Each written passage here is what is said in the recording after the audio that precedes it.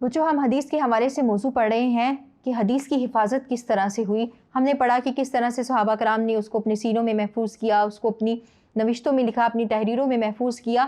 اب حدیث کی تدوین کس طرح سے ہوئی. تو آئیے بڑھتے ہیں اس حوالے سے اگلے نقطے کی طرف، جو کہ ہے تدوین حدیث کا دور اول.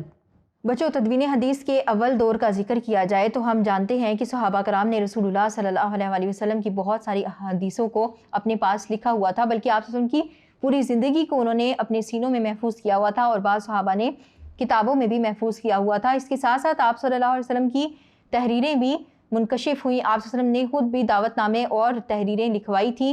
تو جب بات کی جاتی ہے تدوین حدیث کے اول دور کی، تو یہاں پر یہ بات ثابت ہوتی ہے کہ حدیث کی کتابت اور تدوین کا آغاز پہلی صدی ہجری میں ہو گیا تھا.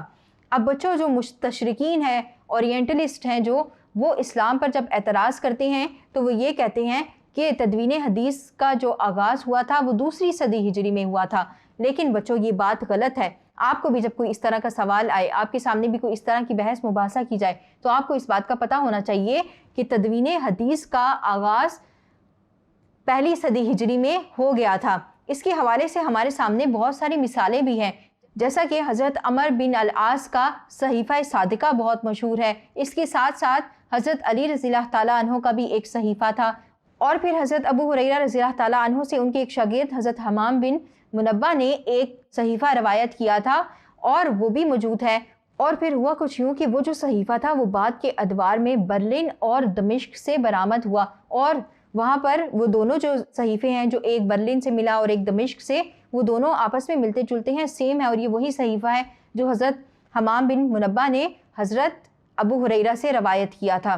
اور اسی صحیفے کی جو احادیث ہیں وہ مسند امام احمد میں بھی محفوظ ہیں. اس کے ساتھ ساتھ صحیح بخاری میں بھی اس کی کچھ احادیث موجود ہیں. اور عصر حاضر کی بات کی جائے تو عصر حاضر میں بہت ساری تحقیقات ایسی ہوئی ہیں جہاں پر ہمیں رسول اللہ صلی اللہ علیہ وسلم کے متعدد خطوط ملے ہیں، جو کہ آپ صلی اللہ علیہ وسلم نے مقوقس مصر اور نجاشی کو لکھے تھے. تو بچوں یہاں پر اس تمام بحث سے یہ ثابت ہوتا ہے کہ آپ صلی اللہ علیہ وسلم کی احادیث کی تدوین کا آغاز پہلی صدی ہجری میں ہو چکا تھا اور صحیفے لکھے جا چکے تھے. اب آئیے بڑھتے ہیں تدوین حدیث کے دور ثانی کی طرف، یعنی دوسرا دور کب سے شروع ہوا. بچوں تدوین حدیث کے دوسرے دور کی بات کی جائے تو اس میں ہوا کچھ یوں تھا کہ جیسا کہ آپ جانتے ہیں کہ عرب اپنے حافظے پر بہت ناز کرتے تھے، لکھنا ان کو گراں گزرتا تھا، تو انہوں نے بہت ساری باتیں اپنے حافظے میں لکھی ہوئی تھیں. یعنی سیرت رسول صلی اللہ علیہ وسلم تمام کی تمام لکھی ہوئی مدون حالت میں موجود نہیں تھی. چند ایک صحیفے ہی صرف ملے تھے جن کا آپ کے سامنے ذکر کیا.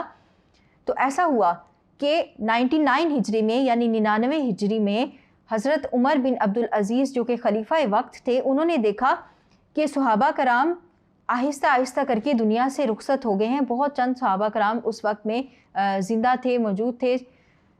تو حضرت عمر بن عبدالعزیز نے ایک تحریک شروع کی. انہوں نے اعلان فرمایا کہ حدیث نبی صلی اللہ علیہ وسلم کو جمع کر لیا جائے. تو اس وقت میں تمام علاقوں سے لوگ اٹھ کھڑے ہوئے اور انہوں نے حدیث کی جمع اور تدوین کا کام شروع کر دیا. انہوں نے دور دراز کے سفر کیے. اگر ان کو یہ پتہ چلتا کہ فلاں شخص کے پاس ایک حدیث ہے تو وہ میلوں کا سفر کر کے صرف وہ ایک حدیث لینے کے لیے، اسے حاصل کرنے کے لیے وہ چلے جایا کرتے تھے. تو اسی سلسلے میں چند اصحاب نے اپنی خدمات انجام دیں، جن میں کوفہ کے امام شافعی رحمۃ اللہ علیہ، مدینہ کے امام زہری رحمۃ اللہ علیہ اور شام کے امام مکحول رحمۃ اللہ علیہ کی تصانیف وجود میں آئیں، اور یہ عہد خلافت کی یادگار ہیں. اور اس کے ساتھ ساتھ پہلی صدی ہجری کے آخر میں اکابر جو تابعین تھے انہوں نے بھی اپنی تصانیف سامنے لانی شروع کر دیں. اسی طرح پہلی صدی ہجری میں جو کبائر آئمہ تابعین تھے انہوں نے بھی حدیث کی جمع و تدوین اور اس کی تصنیف میں بھرپور کردار ادا کیا. یہ تھا پہلی صدی ہجری کا واقعہ. اب بڑھتے ہیں دوسری صدی ہجری کی طرف. بچوں جب ہم بڑھتے ہیں دوسری صدی ہجری کی طرف تو ہم نے دیکھا کہ پہلی صدی ہجری میں احادیث کی کتابت کا، اس کی جمع اور تدوین کا آغاز ہو گیا تھا. دوسری صدی ہجری میں جہاں احادیث پر بھی کام ہو رہا تھا تو اس کے ساتھ ساتھ صحابہ کرام کے آثار، اہل بیت اعظام کے آثار، ان کی اقوال، ان کی بھی سیرت کو جمع کیا جانے لگ گیا. اور اس کے ساتھ ساتھ فقہ بھی مدون ہونے لگے، یعنی جو فقہی اقوال تھے ان کی بھی تدوین شروع کر دی گئی تھی۔ اس سلسلے میں فقہ حنفی اور فقہ مالکی کی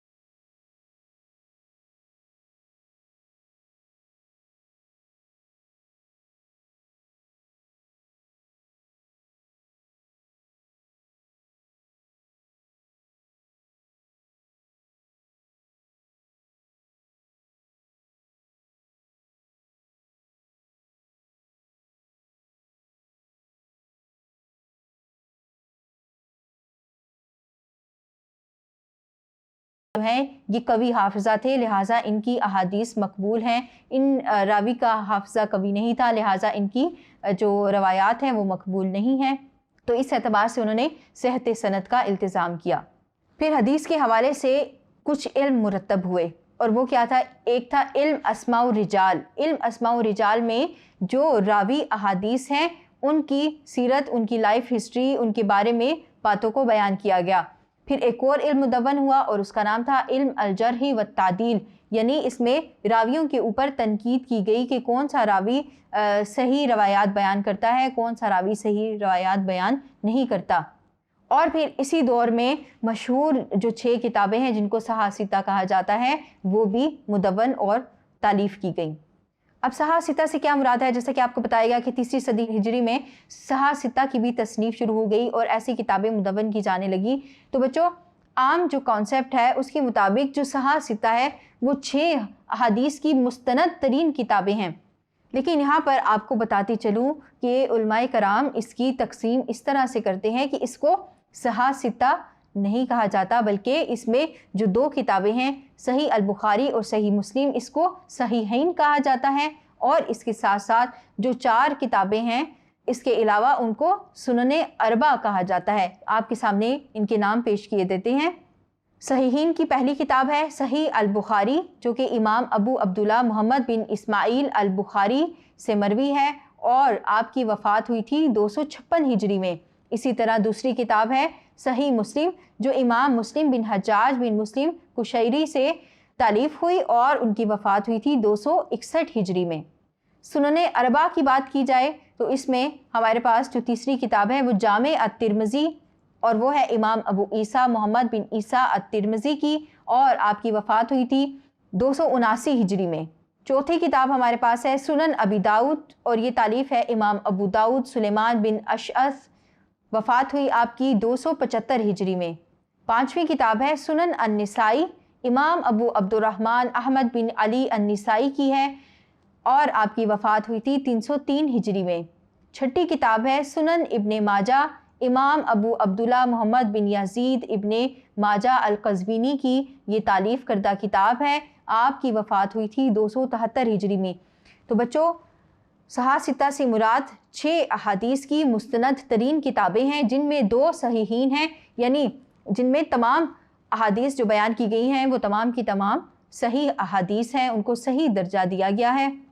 اس کے بعد جو 4 کتابیں ہیں ان کو سنن اربع کہا جاتا ہے، اس میں صحیح، ضعیف اور تمام درجات کی احادیث کو درج کیا گیا ہے۔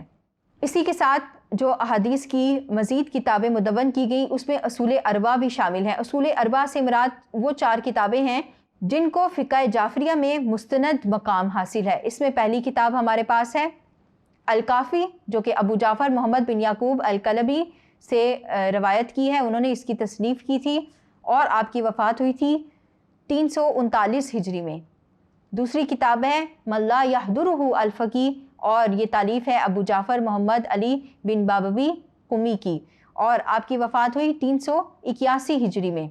تیسری کتاب ہے الاستبصار جو کہ ابو جعفر محمد بن الحسن الطوسی کی تالیف ہے، اور آپ کی وفات ہوئی تھی 460 ہجری میں۔ چوتھی کتاب ہے تہذیب الاحکام ابو جعفر محمد بن الحسن الطوسی سے، آپ کی وفات 460 ہجری میں۔ تو بچوں آپ کے سامنے صحاح کی کتابوں کے نام بتائے گئے، وہ 6 کتابیں ہیں۔ پھر اصول اربع جو فقہ جعفریہ کی 4 مستند کتابیں ہیں، ان کے نام بتائے گئے۔ تو یہاں پر یہ موضوع مکمل ہوا جو کہ حدیث کے حوالے سے ہم نے آپ کے سامنے پیش کیا، تعارف حدیث آپ کو بیان کیا، اس کی چند اہم نکات پر آپ کے سامنے روشنی ڈالی گئی۔ امید کرتی ہوں کہ آپ کو ان تمام موضوعات کی سمجھ آئی ہوگی۔ یہاں پر ہمارا چوتھا باب تعارف قرآن و حدیث مکمل ہوا۔ امید کرتی ہوں آپ نے تمام موضوعات کو اچھے طریقے سے سمجھ لیا۔ اس کے ساتھ ہی tutorial.pk سے اپنی اسلامیات انسٹرکٹر رضیہ نثار کو اجازت دیجیے۔ السلام علیکم ورحمۃ اللہ۔